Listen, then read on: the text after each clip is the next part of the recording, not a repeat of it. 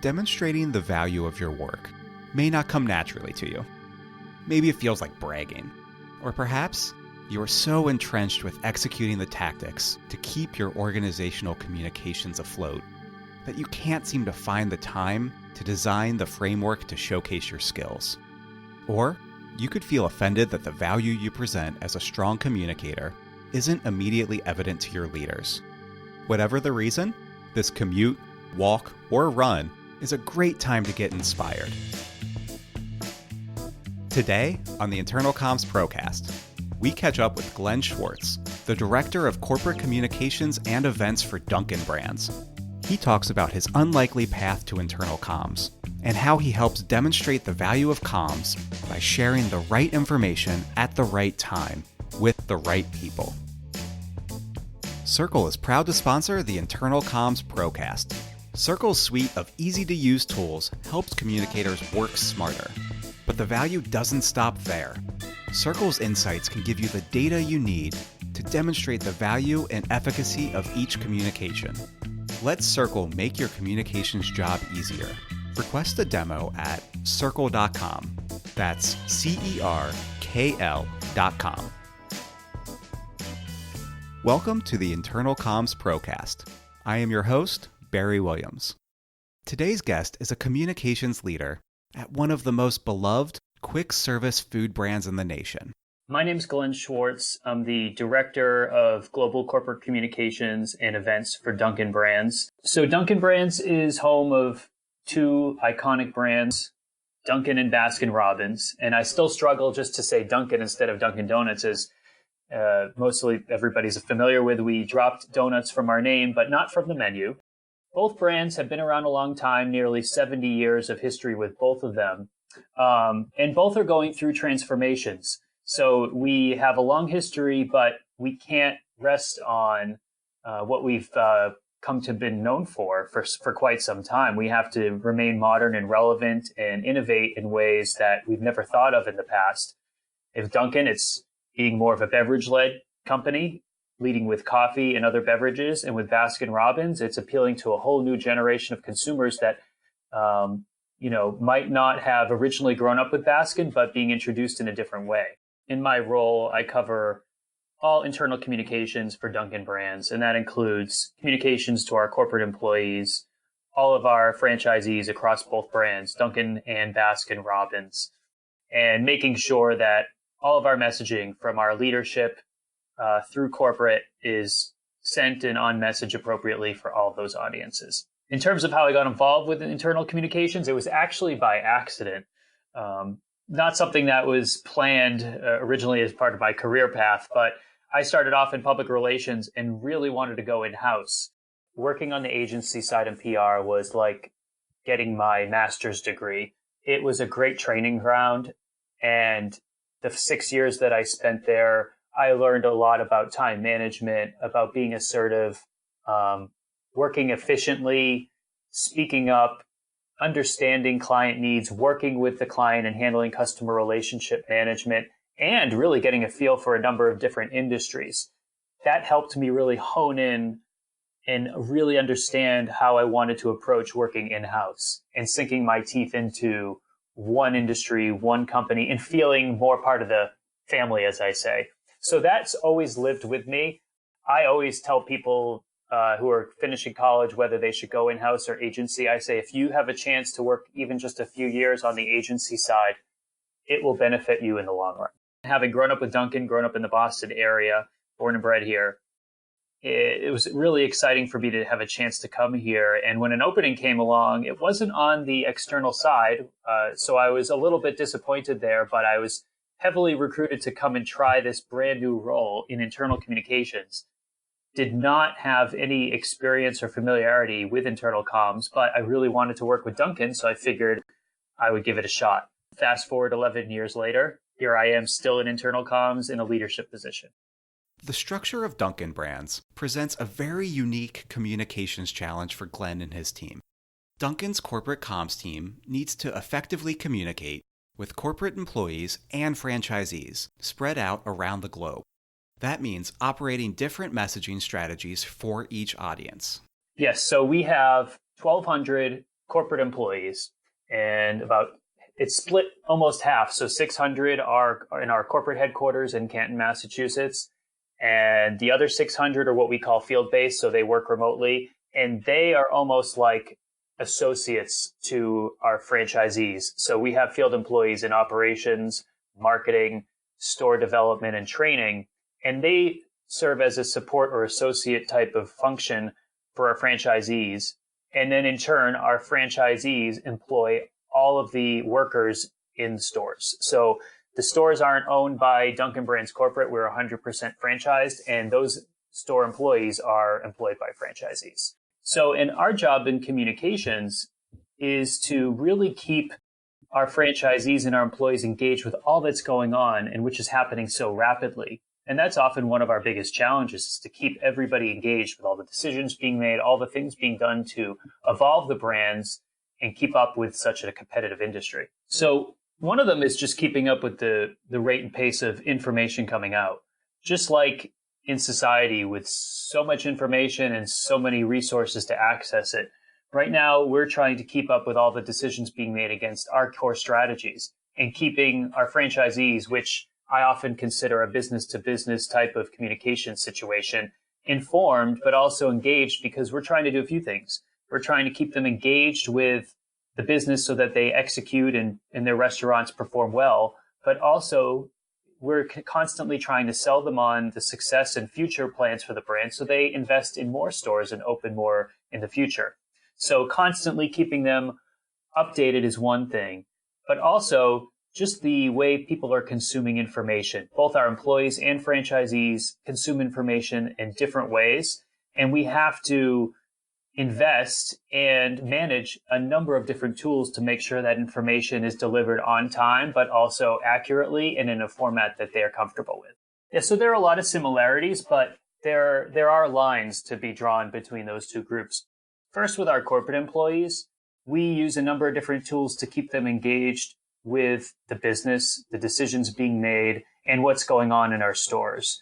They're the front lines for us on the corporate side. They're also our ambassadors. So not only do we want to keep them informed and explain what we're doing and why, but we also want to get them excited, because they will go and influence members of their family, friends about the great things going on with Dunkin' and Baskin. And then hopefully that will cultivate a broader network of customers. So that's one area. We also try to make sure that we keep our employees engaged with what we're telling our franchisees. And that's very important, because particularly with our field employees who are working so closely with those franchisees, we want to make sure that they are communicating to them consistently on message with the way that we're sending out that information. So while that's not always done as effectively as we would like, we are constantly trying to make sure that those field employees have those materials so they're adequately prepared to help extend our messages to franchisees. On the franchisee side, we have our own set of vehicles and tools that we use to communicate with them. And it's a nice way for us to have a direct line of messaging to them. And we do have contacts beyond the franchisee to communicate with them as well. And when I say that, I mean, depending on the level or size of a franchise organization, they might have a head of operations, a head of HR. They might own several stores in the hundreds. So sometimes just communicating with the franchisee isn't enough. So they're two separate groups, but there are a lot of linkages, because one, our employees also communicate with our franchisees, and then our franchisees oftentimes really need to know to make the appropriate business decisions. Glen and his team use a few different channels to reach employees and franchisees, but he says email is still the channel his audience prefers.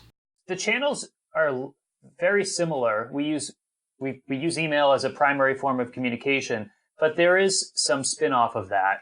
For our own employees, email is still a very important source of communication. But what we've tried to do is really peel off the volume of email to make our most important communications, whether it be standalone notes or newsletters, really stand out even more. And the way we've done that is launch a social media platform called Workplace by Facebook. And that allows us to have more group conversation, photo sharing, community building done off of email and in another space. And I often like to call that a third space. For franchisees, it's primarily done through email. And we have now also adopted blast texting for more crisis matters, which allows us to reach them in a different manner when something more critical is warranted. But for email, they have still told us that given the nature of their lifestyle, many of them are remote, out of pocket most of the day.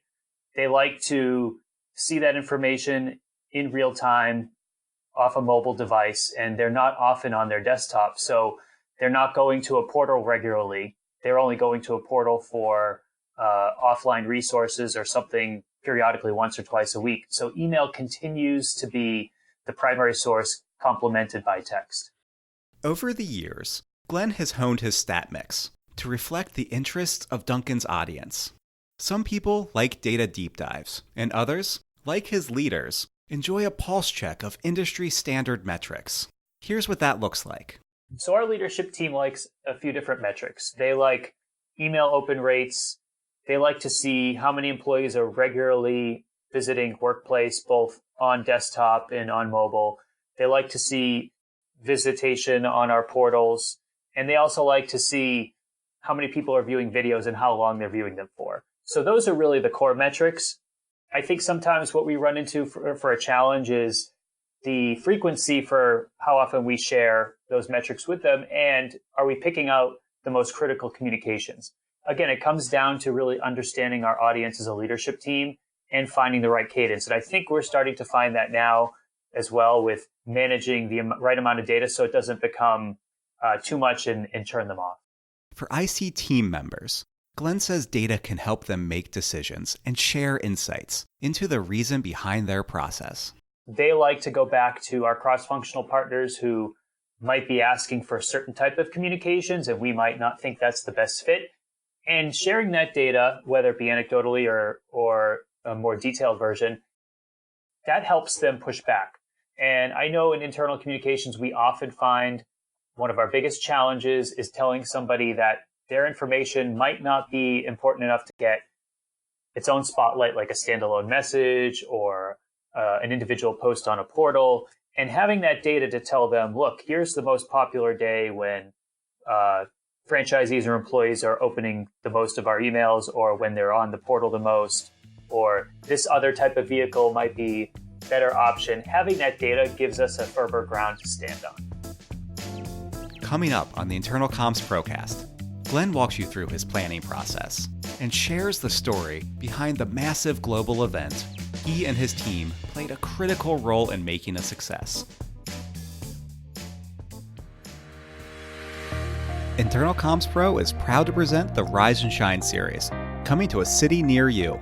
Engaging and energizing, Rise and Shine events are designed with the IC Pro in mind. A featured speaker kicks off the event with a talk about the most current strategies, tools, and best practices. Then a panel of experts shares how they applied the speaker's topic in their own organizations. You will leave with new ideas you can actually implement the next day. See where we are going to be next and join the fun at internalcommspro.com/shine.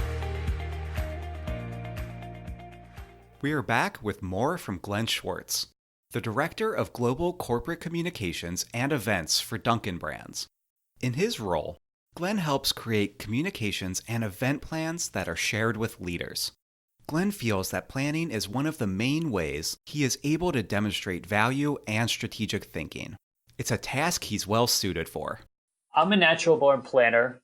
When my wife and I got a dog, the first question I asked her was, can you put together a spreadsheet?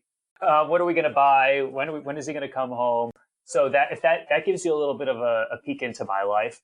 So I'm definitely a planner at heart, but I've had a problem in the past with being too much of a planner and thinking everybody would want to see all the details. So you get to a point where if you're at a director level, they trust that you're going to cover all the details if you give them enough to understand that you've had it. I find that sharing communications plans provide a lot of value. Now, I think that sometimes the most popular answer might be showing metrics, but I know here that leadership team, they love seeing a good plan but a plan that's tailored for them. I think showing them a large spreadsheet or a chart, that's not going to work, but they want to see what are the real highlights of the communication plan, where are we touching the most people, what are the key messages in a very digestible format. That shows not only that you're organized, but also you're well connected across the organization, cross-functionally, and they realize that you're at the center of it all, and we're going with a plan of attack that they can support. Sometimes I find that while showing metrics post-event or post-communications plan are very valuable, sometimes by showing that, not with an upfront communication plan, could lend itself to looking like we're either trying to cover ourselves or they're going to immediately critique us and say, well, what would we have done better if we had a plan? So I think the plan sets us up very well, but also shows we're connected and we're thinking ahead.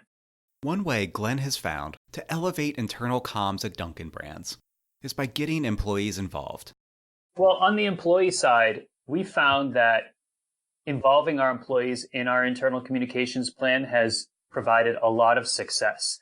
And we've been doing this in a number of ways. One of our more popular ways has been leveraging events and having our employees be involved. So in internal communications, and particularly our team here at Dunkin' Brands, we obviously take a center role in planning events and curating the content or providing a structure for the content.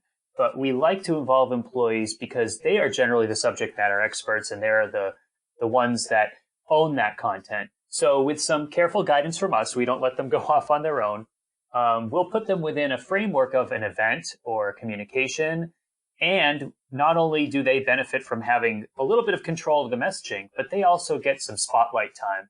And oftentimes these are employees that are managers, specialists, sometimes directors, but the point is they get a little bit of love and attention as well, and a chance to showcase their work and get credit for it versus somebody in communications looking like that they own the content. So, and also from a workload standpoint on the communication side, it absolutely helps us where we get a little bit of relief from actually doing all of the work soup to nuts, and we let the experts put that together with guidance. And it gives much, much more credibility where an employee attending an event sees that one of their peers is putting together the content or presenting the content. That goes a lot farther sometimes than a leadership member who might be not so close to it. So we found that involving employees in more of this user-generated content approach, whether it's events or in some of our authored communications, provides a lot of credibility and high effectiveness. Glen's approach to employee-involved comms is officially battle-tested. After the massive global convention Glen helped plan, manage, and execute in the fall of 2018, Glen and his team only had 16 months to make this dream a reality. To make the event a success, Glen needed to engage and excite staff across the organization. Here's how it worked. So the convention brought together all Dunkin' and Baskin-Robbins franchisees, most of our corporate employees, and many of our supplier partners. Now, just to give you a little bit of background of why this was exciting, not just because it was a big event, but our last convention was about 8 or 9 years ago. It had mixed reviews, and that was part of the reason why we hadn't had one in some time. So there was a lot of uncertainty of whether there was value in holding a convention again. It costs a lot of time, it takes a lot of time, it costs a lot of money. But we had new leadership in place, and they said, we'd like to put one together, and they put me in charge of it.